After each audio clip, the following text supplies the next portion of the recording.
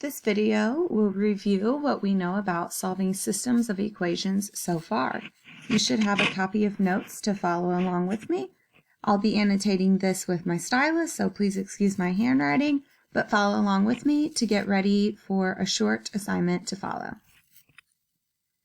All right, we first introduced systems by the graphing method. So we already knew how to graph one line. We realized that graphing a system could be solved by graphing two lines and seeing where they intersect.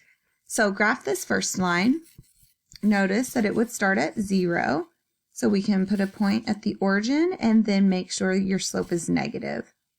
So I could go up 3 over 1 to the left or down 3 over 1 to the right.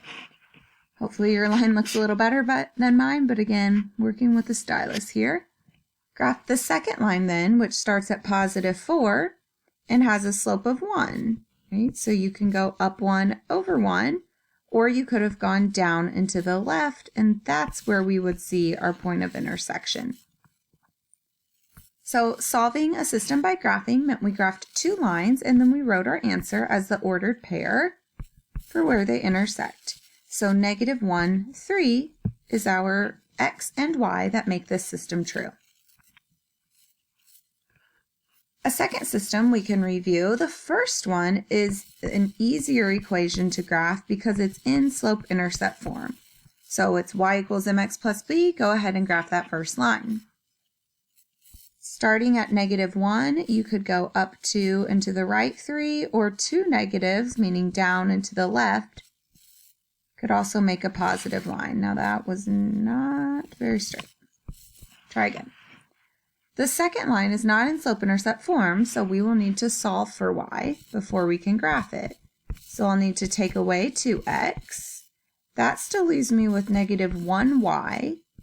And then I'm going to rearrange the left side of the equation by writing negative 2x minus 3.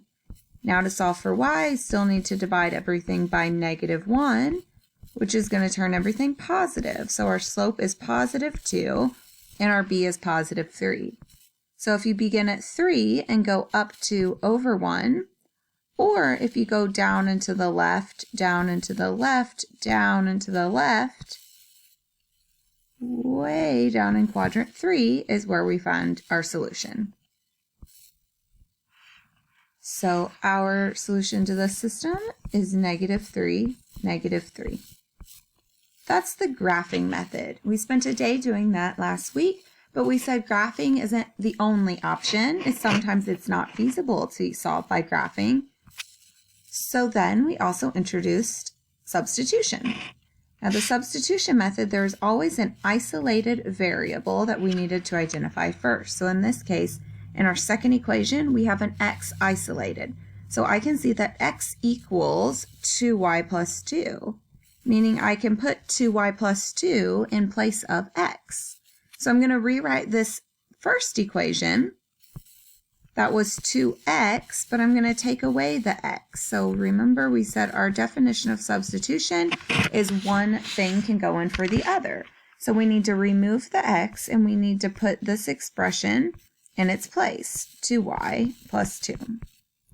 Now from there we technically just have an equation that we could have solved months ago by distributing and combining like terms. So I distributed the 2, combine like terms, so 4 minus 3 is just y. And then if I subtract 4, that would give me y equals 5. Now, just like in the graphing problems, we're looking for an answer that's an ordered pair. So I know I'm not done quite yet. I need to plug that back in.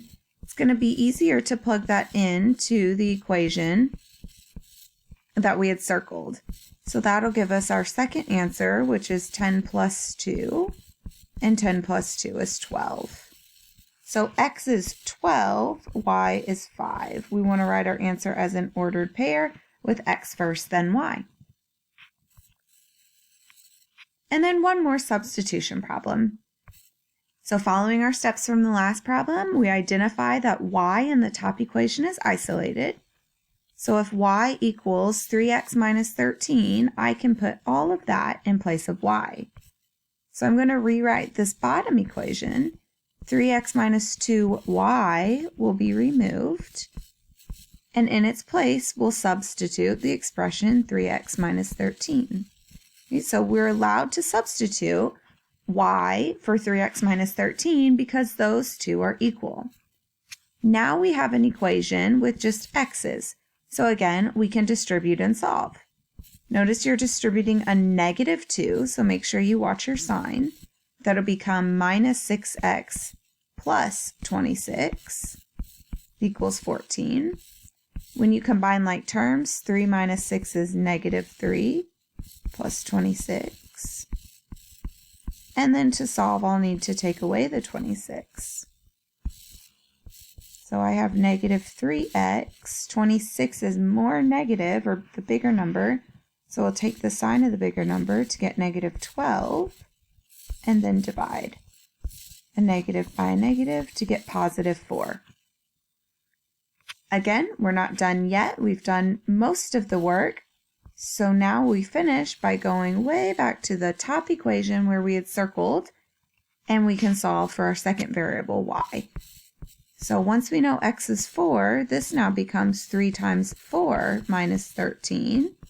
So 12 minus 13 is -1. So now we have our final answer, which we can write as the ordered pair 4, -1.